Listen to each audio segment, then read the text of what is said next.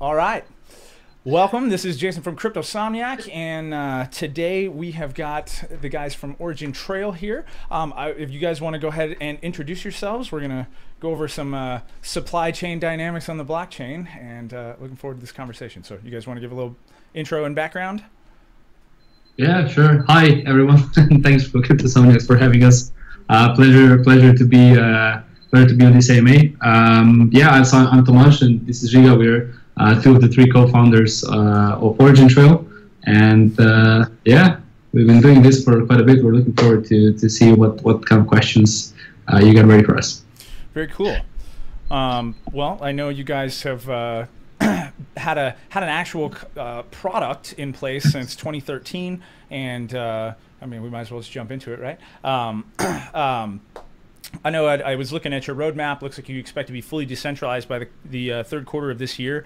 What has been some of your biggest challenges from porting over the existing platform to working with the blockchain?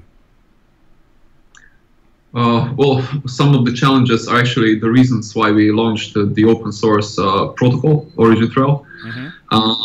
And perhaps the most obvious one is the cost and poor scalability of blockchains. And especially in the setting of supply chains where you have much larger volumes of the data, then if you implement it, let's say in food industry, you might hurt profitability of food businesses.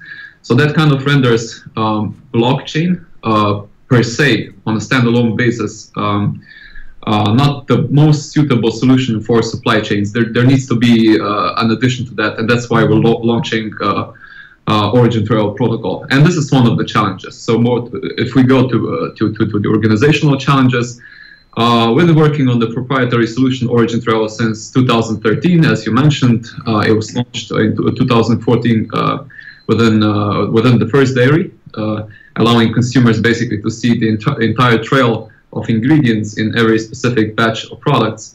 Now transitioning from proprietary solution to an open source solution, there was a token generation event in between, which basically it made our jobs harder in a way because we had to take care of commercialization. We had to travel a lot, not only because of the token generation event, but because of the existing businesses that we were servicing. So at the same time as the token generation event was conducted, we also conducted several pilot projects, one of them here in China. And we're actually right now at the headquarters of Bits and Bytes. That's the partner organization that is supporting us with our efforts here in China. So it was actually a double job for us, and that was kind of challenging from the perspective of stamina, personal stamina of all the founders as well as the team. And then post TGE, it was our job to find additional team members. Now that was quite a sprint, but eventually we found some very amazing people to join us on board. Tomaz, I know that's always a difficult endeavor. trying to find, you know, I hate to use a colloquialism, but they say good help is hard to find, and it's pretty true. You know, we've gone through some steps of hiring internally here, and it's always you definitely got to do your due diligence to make sure you've got solid team members, but it does make all the difference in the world when you can count on your team. Yeah. You know, I think supply chain dynamics is a pretty obvious use for the blockchain. You know, you had mentioned being able to track food ingredients. I'd say, you know, with like farm to table restaurants and things like that, being able to verify everything from the chemicals that went into the soil all the way down to, you know, where the meat was packed or the eggs were processed, et cetera, things like that. Any others? I know you guys have got some competitors in the space that are trying a little more broad. Do you guys have any other avenues you're specifically going after, or are you primarily going after food service? Food is something that was the first industry that we focused on, which is well, also in many ways the most challenging, because it's still, the food itself it can be, it can go off, so it's perishable. The margins are very tight, so a lot of senses have to be very kind of adapt quickly if you want to do some stuff in the industry. Not to mention, it's a lot of times very conventional or old school even in the heads, in the minds of the people. So food as such was a great learning curve also for us, because it allows us to understand the complexities of supply chains pretty well, and but kind of moving forward from the challenges that we had to approach in the food industry towards kind of decentralization and blockchain and the distributed ledger technologies, is kind of we saw that whilst it made a lot of sense to pursue the concept that blockchain technology and decentralization kind of brought to the space, it was very difficult to do something on a larger scale. So once we started focusing on the middleware, because Origin Trail at the end of the day sits above the blockchain layer and below the application layer, so it serves like a middleware protocol. And once we started focusing on that, it was really very apparent very quickly that the challenges that we are tackling with that are pertinent to various, any industry basically. So the protocol itself is industry agnostic. And it quickly got also confirmed from the lots of conversations we've been having and the outreach of different organizations towards Origin Trail, with their own ideas of how they can use the protocol, or what use cases or problems, challenges they would like to address with the technology. So definitely we're, from a protocol point of view, we're very, very agnostic, very thin, but very wide in applicability. So we don't do a lot of things. We do a couple of things really well, but we do them for a lot of different stakeholders. And to be honest, I'm really looking forward to see some of the use cases that are now kind of either being worked on or being put forward, and to see how much different types of impacts we're going to see later down the line, or 2-3 years later on, once sure. it's even kind of hard to imagine, but the foundation is definitely something that is the same for everyone. Mm-hmm. You mentioned a couple of names of companies initially. Tomaz has not yet commented on that. We don't see anyone working in a similar space, so in a supply chain, offering different kind of blockchain-based solution as a competitor, because the space is so big. The market is very much underserved right now. Mm-hmm. So any company that actually implements something that works is breaking the ice for all the companies in the space. So I would call them contemporary solutions rather than competing solutions. They are contemporary. They are here at the same time. Mm-hmm. They offer brighter future. But at the same time, we see more complementarity with them than traits of being competitive.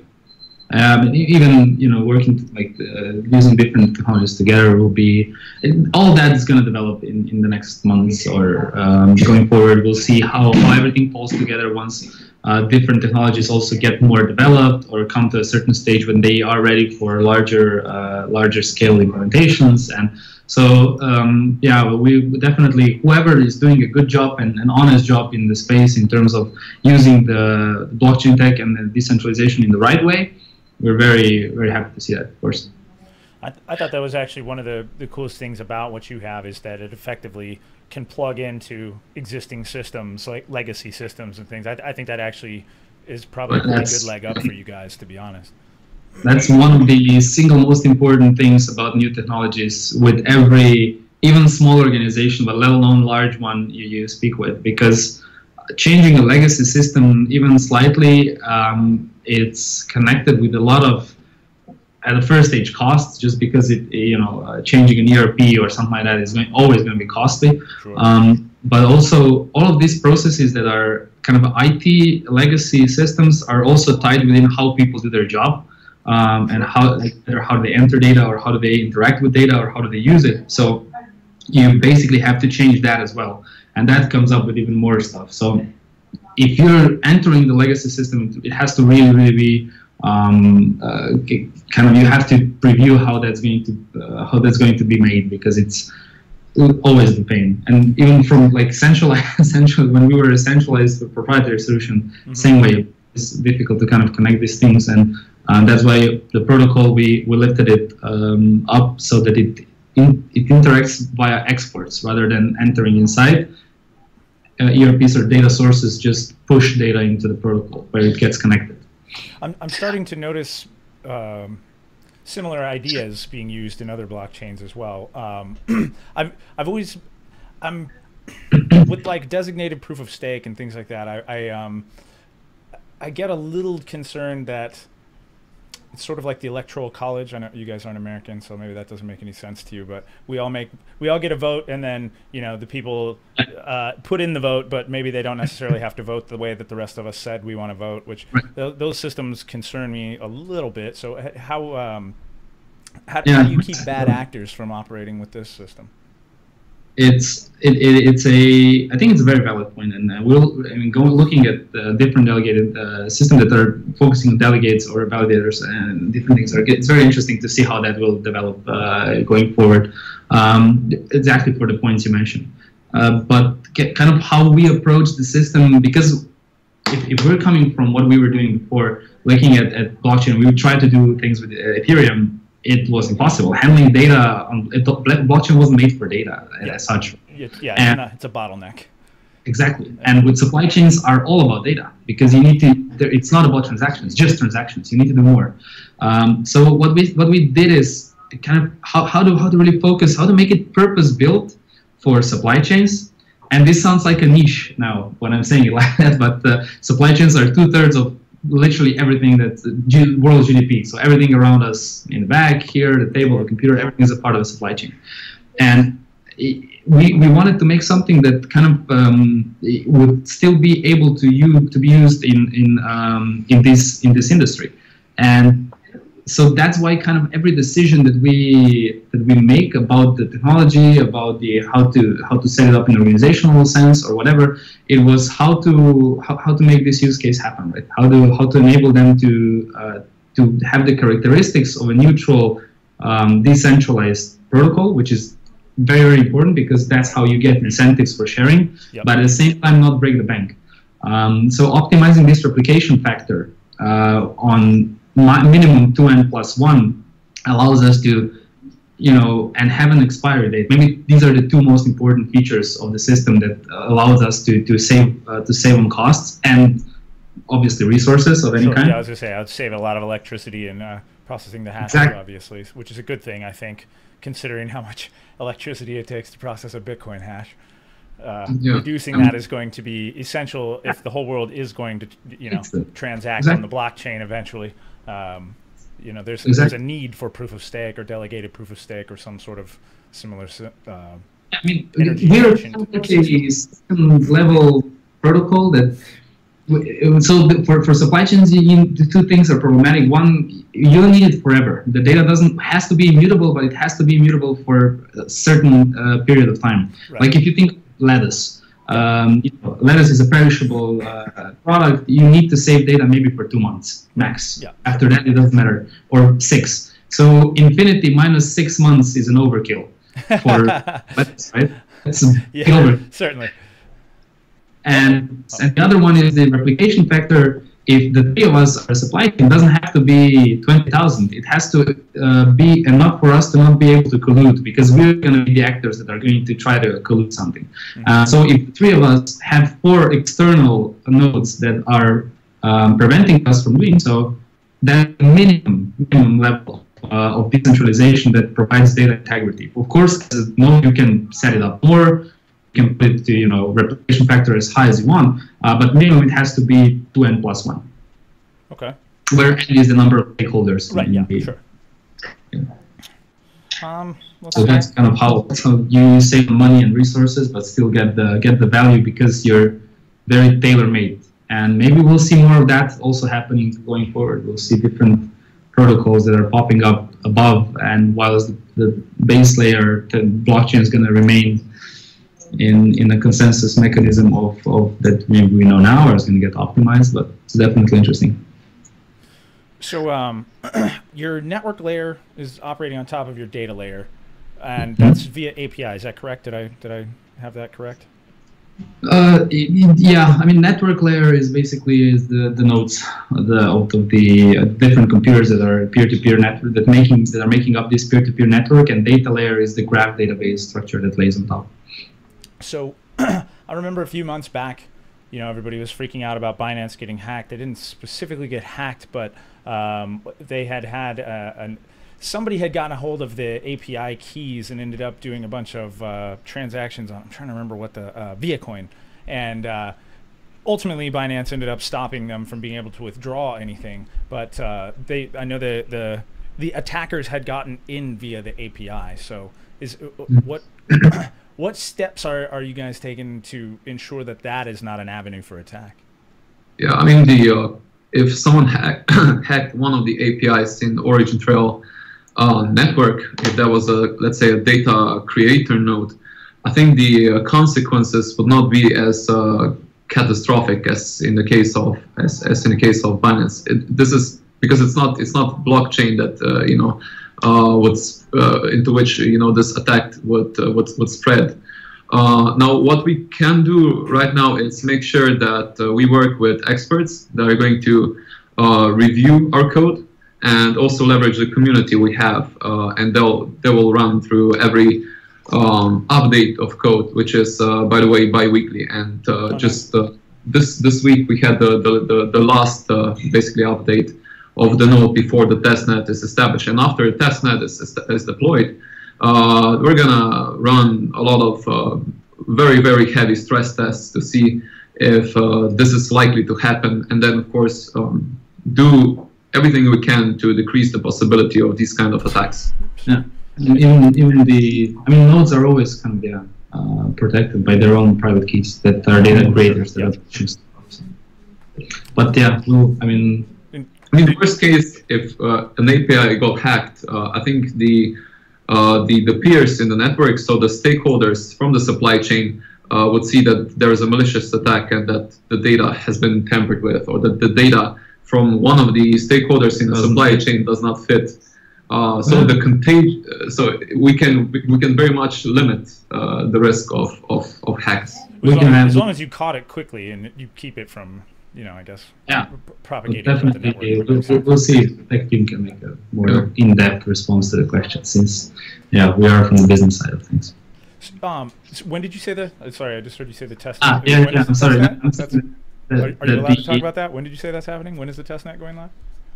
The testnet is the testnet is at the end of the month. So it's not a secret. It's in our roadmap. So 31st of June, and then the mainnet latest 3 months after. Nice, very cool. That's the idea. But yeah, it's we'll see a lot of interesting stuff happening. Let's see, what else did I have in here for you guys? I tried to think of as many savvy questions as I could beforehand. So, well, I guess you kind of already answered my question about competitors. I mean, really, when I was looking into the supply chain coins, I thought you guys and maybe VeChain were about the two top ones, but I think you guys have an advantage there with being with having the existing product and also just being a protocol layer that plugs in with other existing systems,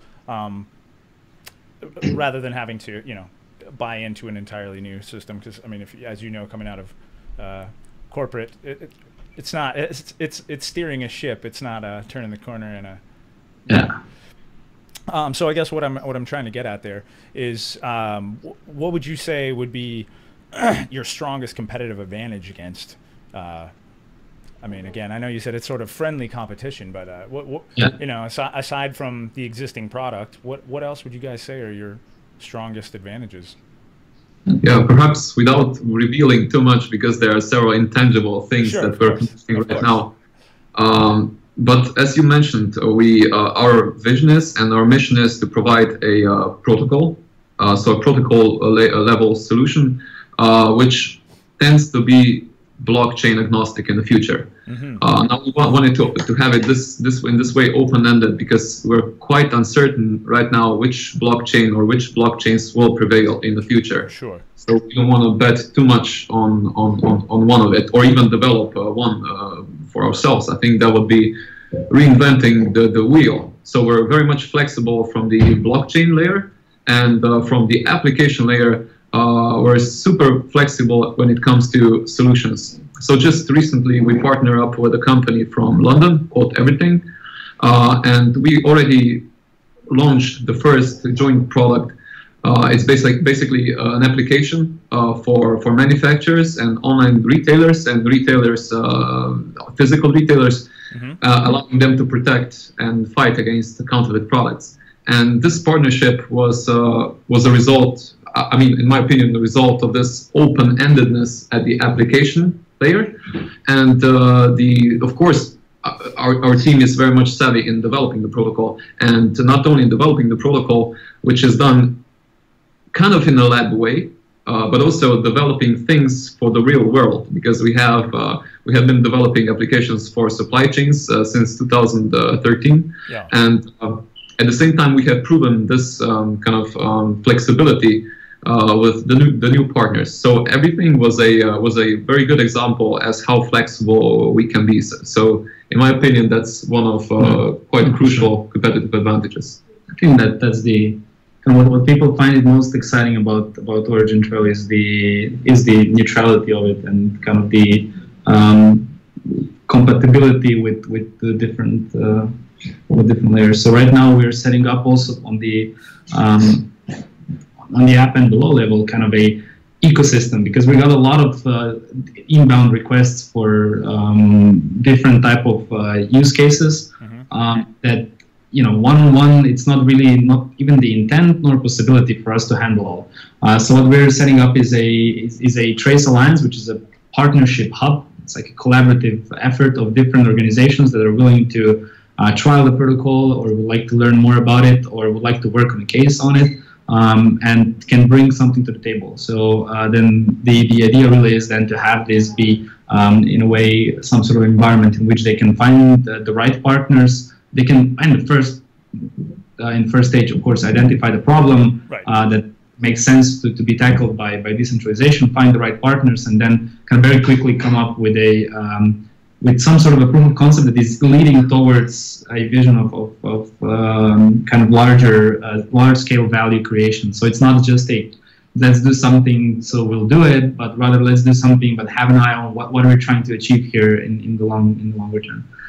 So this is something that I think that, like, as the time goes forward, is going to prove to be something that Origin Trail is kind of being remembered by. So you have this neutrality of it that this brings to the table, and as well as kind of an ecosystem of different actors that can work together to build out stuff. And the partners like it mainly because they get that sense of ownership once they start working with the protocol, because it's their solutions they're building on top of it. And when we work with, when we conduct workshops with companies, the employees we talk with, they are the ones coming up with solutions they're going to then put on the protocol. And this sense of ownership is also very important and kind of a crucial premise in decentralization, because it is not on us to come up with every use case possible for supply chains. Sure. As Tomaz mentioned, supply chains basically generate 2/3 of world's GDP, which is around 50 trillion US dollars. That's a reasonable slice of the pie, huh?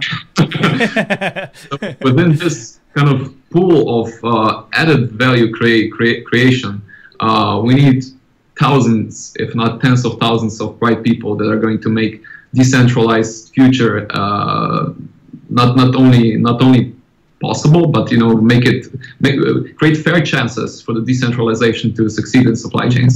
And so far, we're at the very beginnings of it. It's not a red ocean. When some people try to kind of insinuate that the market is full of competing solutions, and it's not the case. When we speak with corporates, we come in primarily to educate them, and then in the second phase we consult them, and in the third phase we start talking about implementations.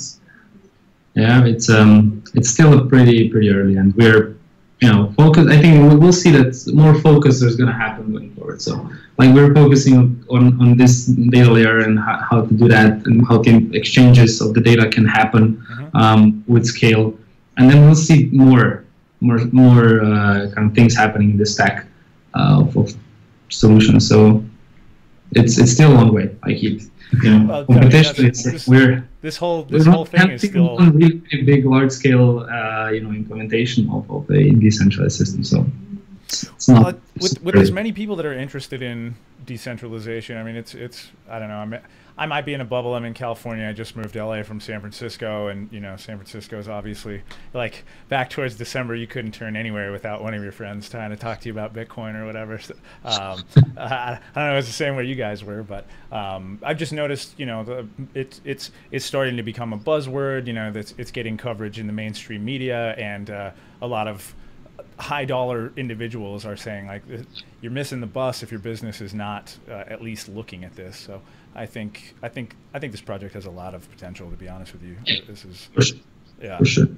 I mean, the excitement we're seeing is all the charts. It's great, but we have to make use of this. That we're making cases that make sense, because a lot of times, I mean, even with the events we visit, or we take part in, or the conversations you overhear, a lot of it is still pretty hefty misconceptions about what this technology can do, and if you expect like what it is, the fish to climb a tree, it's going to be shit. Well, yeah, right. It's not fast. It's not really convenient to use today. It's not cheap, but it has other incredibly valuable characteristics that if you don't put forward, it just seems like a very useless, overpriced database. But of course, it's much more to it, and then that value has to be explained rather than some just misconceptions about what it is. So, like Ziga mentioned, like education is still a pretty big thing to do. Well, that's part of what we're doing here, right? Is helping the broader audience to understand what it is. So, thank you. So do you guys see any? So being in China, do you guys see any? I mean, are you? I mean, we hear a lot of FUD and stuff out here that China's banning crypto left and right, and it's they're banning exchanges. And So, what is the environment actually like out there? Have you had a lot of pushback from governmental agencies or anything like that, or is it? Like, what's it like on the ground, other than, we just get the media hype over here, so. Yeah, I'm going to try to share my experience. I'm limited with information, so this is not an investment advice. Of course not. Having said that, I do have kind of a first-hand experience with being here. So it's my 10th time in the last year, and so basically I've been here nearly every month. And I was here in. You're a local by now. We wanted to oversee the MUCG pilot project, which was actually the first real progress with the Chinese market. And now we have some very good results which we can now showcase to other companies. Now, going back to your question, I was here when the ICO ban happened, and it created a lot of FUD. It was quite difficult. Tanked. Like every time. What else? Quite a lot of FUD, and people could not. There were still a lot of misconceptions as to what blockchain is and what Bitcoin is. What is the kind of the distinction between the two? Sure.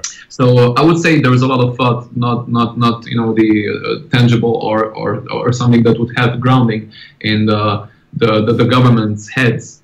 And from what we learned then, it is quite visible from government's papers and kind of decrees that are putting blockchain forward into their 5-year strategy. So what we're doing here, we're trying to improve food safety in China, and we've also gotten into Walmart Food Safety Collaboration Center innovation pipeline last year, and we're selected as 3 most promising solutions tackling food safety issues in China. And food safety is a word that you hear very often from individuals here in China, and it's also in the government's heads. And the One Belt, One Road initiative that now government here in Beijing is pushing forward also entails blockchain heavily.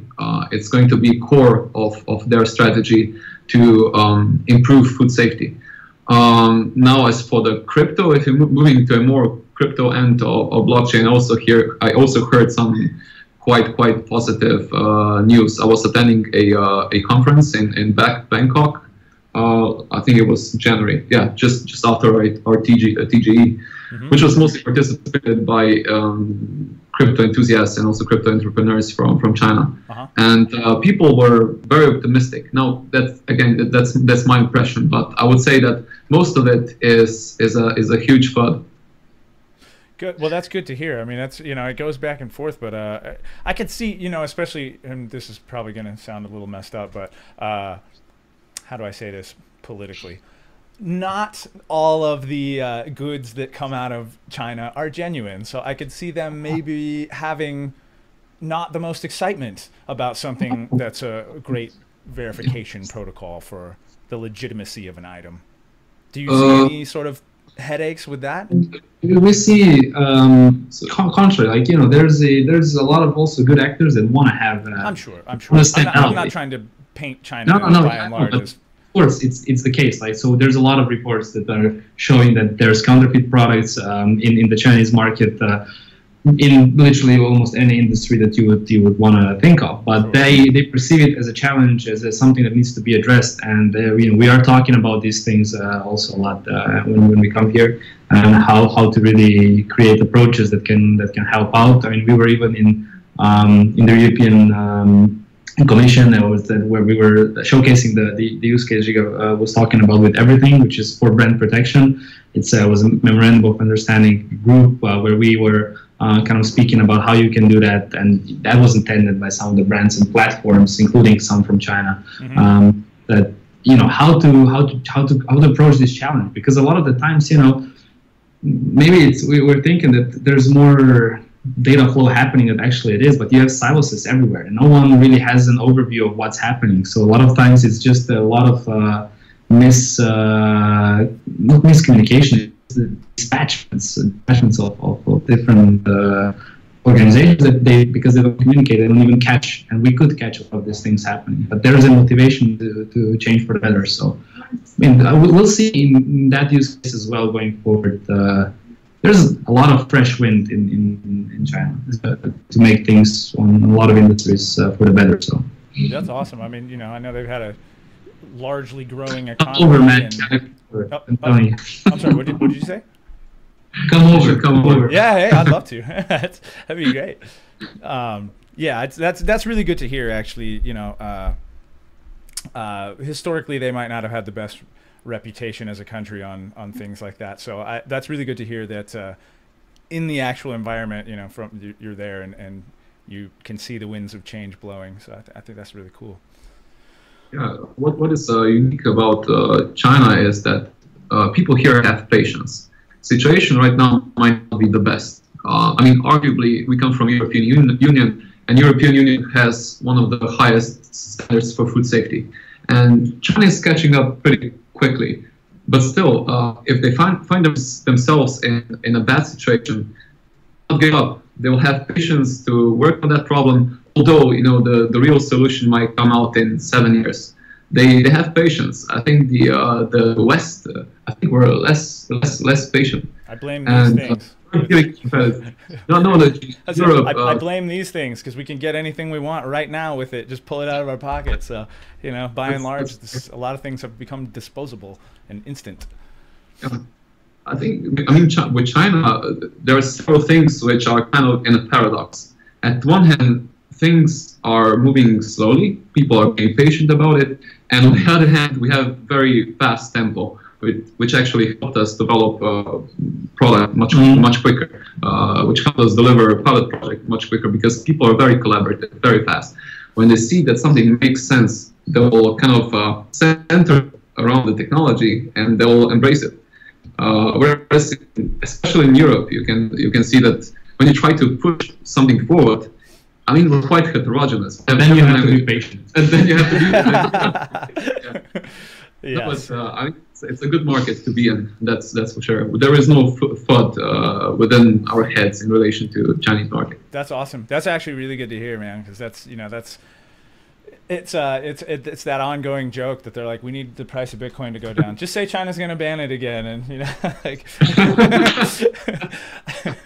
it's good to hear that the situation in person is not jiving with the fear in the news. I feel like the media, half of the job is, you know, for the main media is just to.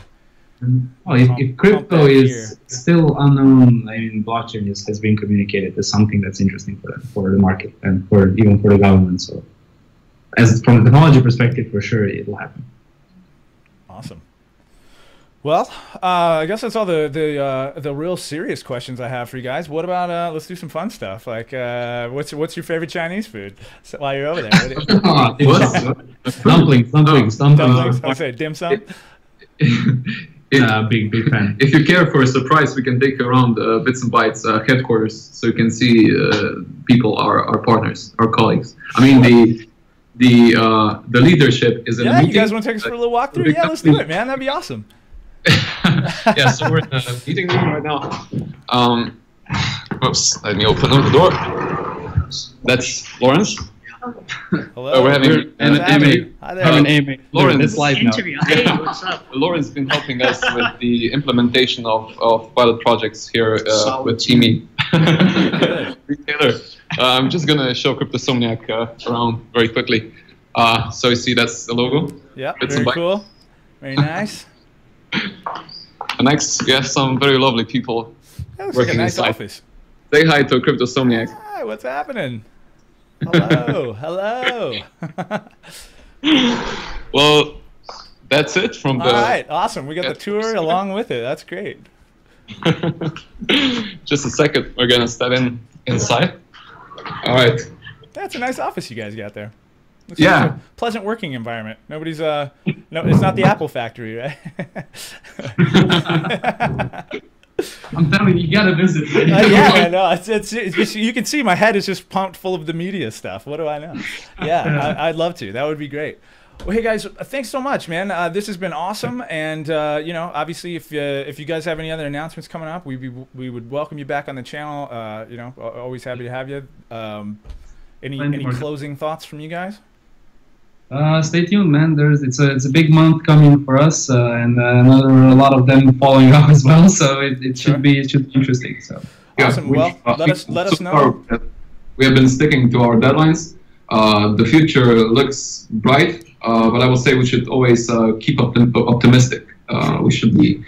Although, I mean, there's a lot of FUD in crypto, there's a lot of FUD in blockchain space, but I think if you look around and if you see all the actual implementations of blockchain technology, you see that people are being very positive, and we should stay positive. I do. I'm long-term very bullish on crypto, so right on, guys. Well, hey, again, thanks so much.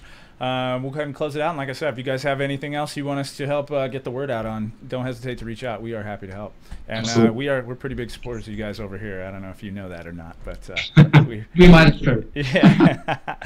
Right on, guys. Well, hey, have a great day. I'm gonna go finish up the evening here, and we'll talk with you soon. Take care, man. All right. Thank you. Thanks, guys. Bye.